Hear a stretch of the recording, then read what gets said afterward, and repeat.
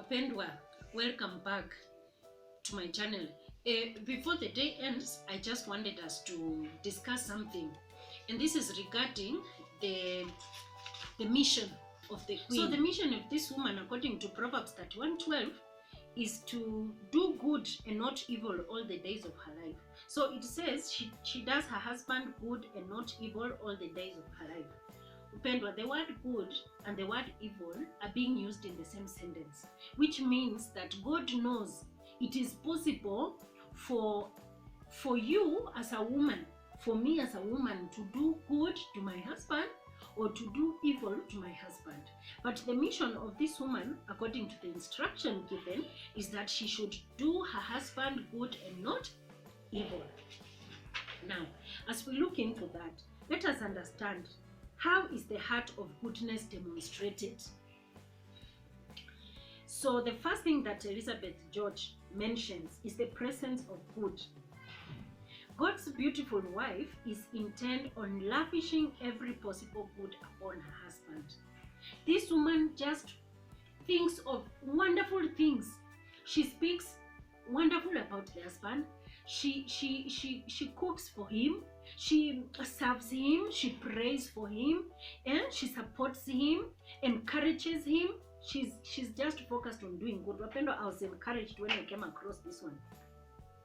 And where does all this goodness come from, you might want to know? How can she keep up with this kind of giving for a lifetime? Yani, that you just become good to your husband for the rest of your life. Husbands must become good also, but today we are focusing on the woman.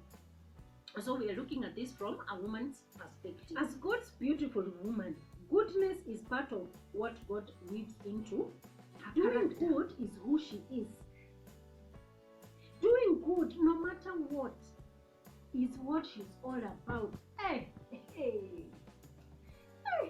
Yani, besides, she's a woman who fears the Lord. That is in Proverbs 31:30.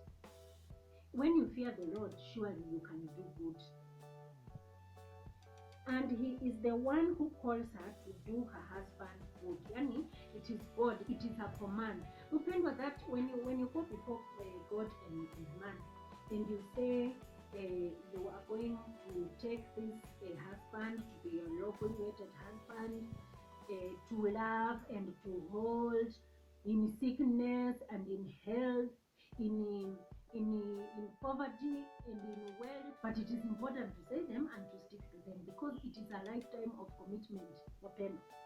And you see, in every relationship, be it a marriage or be it in preparation for marriage, women must demonstrate their goodness to their partners. And then the second one is the absence of evil. She does her husband good and not evil. As a fallen creature, Psalms 14:1 and Romans 3:12 and 23. God's beautiful woman of Proverbs 31 experiences all the same temptations toward evil that you and I do. But she chooses to do good by God's grace. So God knows, even when God put those two words together, that she does good and not evil. Yani, God knew that it is possible. God knew. Lakini God is calling us through grace and love to do good and not evil. It is not easy, but we must. The influence of a lifetime. All the days of her life, yani, that thing is scary. Yani commitment to somebody. Even if they do funny things to you, you just have to do good. It is quite scary, mpendwa. But let us see what it is saying. All the days of her life. That's the time frame God has for her mission. You see, all of us have time frames. Most of us say 5 years. Oh, I wanted to do this in 10 years. This one is a lifetime. She is to overflow with goodness into her husband's life all the days of her life. She is to take seriously and literally her marriage vows, to do the husband good till death do us part. It is a tall order, but we must try. In fact, it goes on. She is to be sweet-tempered and constant. Today, tomorrow, 20 years from now, 50 years from now, even 100 years from now, even when they're just sitting next to each other, husband and wife, they're so old they cannot even do anything, they just sit next to each other, she still has to be good. It's not finished. In sickness, poverty, old age, and mistakes, they don't dampen her commitment to be a positive influence in her husband's life. Wapendwa, this is a lot of responsibility and commitment on a woman's part in marriage. Let me take this opportunity to just give a shout out to all the married women in this world. May God give you the grace. May God give you the wisdom, the patience and the love and the perseverance and the tolerance. For you to just continue with this your mission of a lifetime. To do good to our lords, our husbands. So then how do we ensure that we are good? Elizabeth again gives us a few pointers. First, she says, be aware of the enemies of goodness. In other terms, these are the ones we call kamati ya watu wa roho chafu. Be aware. Obviously, the possibility of a wife doing her husband evil is a reality. In fact, the Bible gives us examples. Examples of women who failed in some portion to provide goodness to their husbands. The first one is the mother of us all, Eve. She was created to be a helper for Adam, but she invited him to join her in sin. This is in Genesis 2:18 and also 3:6. You all know that story of the tempting apple. She was tempted and she tempted her husband. The second example is Solomon's wives. They drew his heart away from God. That one is in 1 Kings 11:4. You remember the story of Solomon, the wisest man that lived. But the women, he married so many wives and so many concubines.